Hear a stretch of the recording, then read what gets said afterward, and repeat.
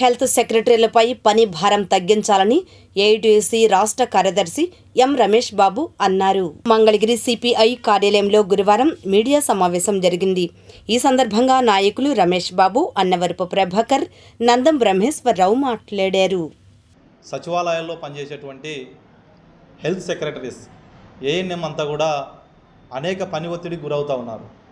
వారు ఏ డిపార్ట్మెంటో లేకపోతే అక్కడ జిఎస్డబ్ల్యూ సంబంధించి సచివాలయాలకు సంబంధించినటువంటి అధికారుల ఒత్తిడి, మరోపక్క మెడికల్ అధికారుల ఒత్తిడితో వాళ్ళంతా కూడా అనేకంగా ఇబ్బందులకు గురి చేస్తూ పనిచేస్తూ ఉన్నారు. వారు 2019లో రిక్రూట్మెంట్ అయ్యారు. అయితే వారు చేసేటువంటి పనికి ఈరోజు హెల్త్ ఎమర్జెన్సీ ఉంటారు. ఈరోజు వైద్య శాఖ మంత్రి ఉన్నాడు. ఆ వైద్య శాఖ మంత్రి ఈ ప్రజల ఆరోగ్యాన్ని పరిరక్షించడానికే పనిచేయడం జరుగుతూ ఉంది. అయితే అందులో పనిచేసేటువంటి సచివాలయ హెల్త్ సెక్రటరీస్ కూడా ఖచ్చితంగా ప్రజల ఆరోగ్య భద్రతా విషయంలో వారంతా కూడా ముఖ్య పాత్ర పోషించాల్సినటువంటి అవసరం ఉంది. లేని పక్షంలో గ్రామీణ ప్రాంతాల్లో ప్రజలకు ఇబ్బందులు కలుగుతాయి.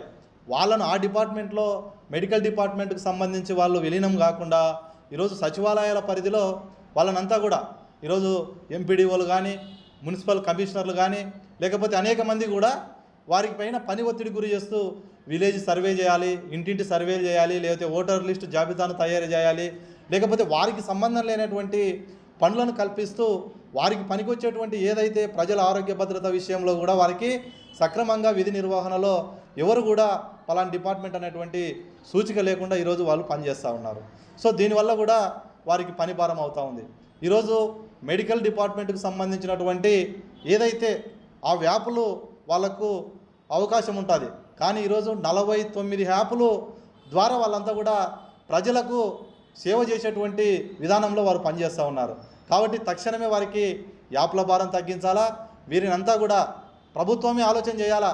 మీరు మెడికల్ డిపార్ట్మెంట్లోనే కొనసాగిస్తారా, జిఎస్డబ్ల్యూఓ గ్రామ సచివాలయ వార్డులోనే కొనసాగిస్తారా అనేటువంటిది ప్రభుత్వమే ఆలోచన చేసి వారికి ఒక నిర్దిష్టమైనటువంటి పని విధానాన్ని కల్పించాలని మేము ఏఐటీయూసీగా డిమాండ్ చేస్తూ ఉన్నాం.